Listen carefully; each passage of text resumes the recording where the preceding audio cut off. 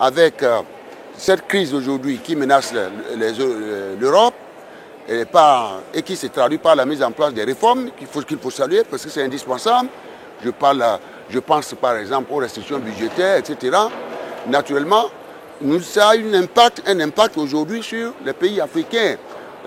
Par les canaux de transmission, les exportations de l'Afrique vers l'Europe ont diminué. Les mouvements de capitaux privés ou publics en provenance, disons, de l'Europe sont en train de diminuer.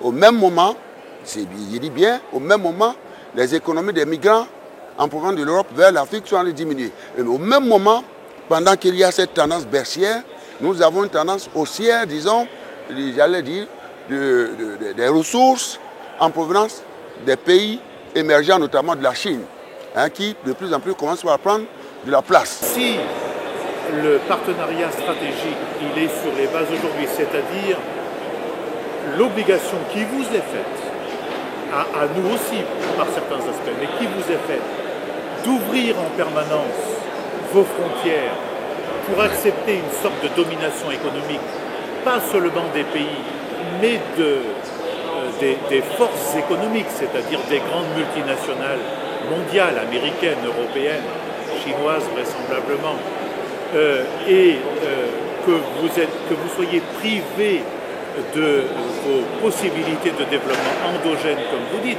quand il n'y a pas la souveraineté alimentaire, quand il y a cette politique aujourd'hui qui consiste à ce que l'Union européenne finance ses propres productions pour les exporter dans le continent africain et ailleurs, au détriment de vos agricultures vivrières, ceci contribue à appauvrir les agricultures à l'intérieur de l'Union européenne, mais malheureusement aussi chez vous, puisque ça prive de votre indépendance alimentaire. Donc, quand on prend d'autres questions, l'énergie, les processus industriels nouveaux, parce que vous avez la capacité d'être demain, oui, l'avenir, au sens où, moi je considère que l'agriculture africaine ou les terres africaines plus précisément, sont en capacité de nourrir l'ensemble des peuples africains sans que vous soyez dépendants de nous-mêmes, parce que c'est le commerce qui décide. À l'intérieur de l'Organisation mondiale du commerce,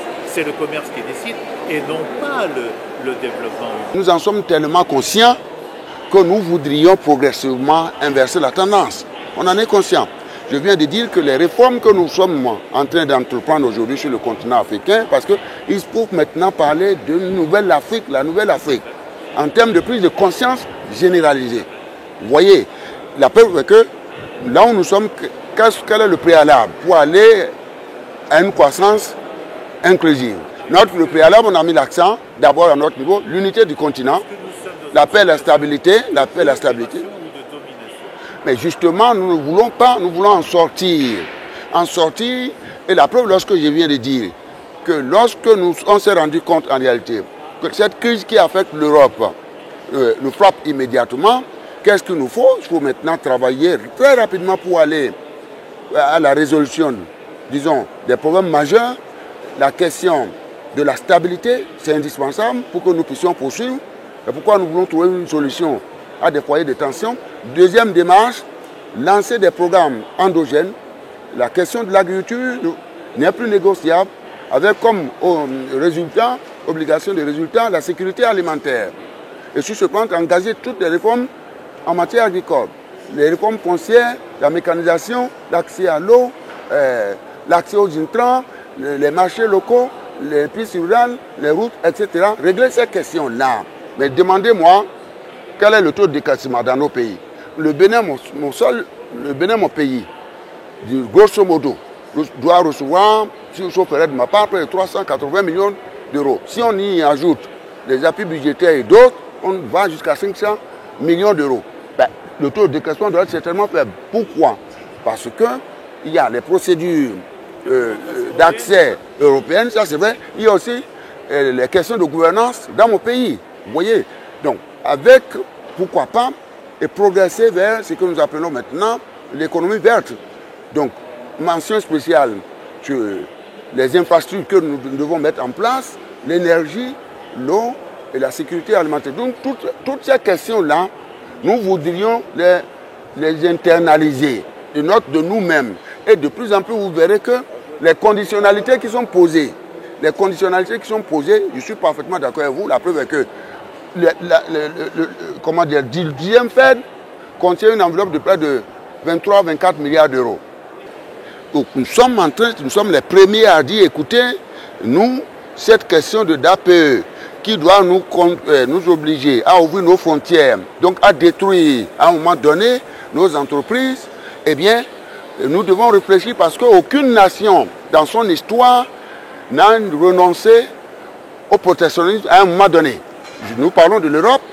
Vous voyez, la stratégie qui a été mise en place, c'était d'abord de fermer pour une meilleure éclosion du secteur privé et national, des entreprises, des petites et moyennes entreprises, n'est-ce pas, avec des mesures d'incitation à l'intérieur. Et je crois que c'est sur cette base-là qu'on peut absolument évoluer et surtout donner la dimension industrielle.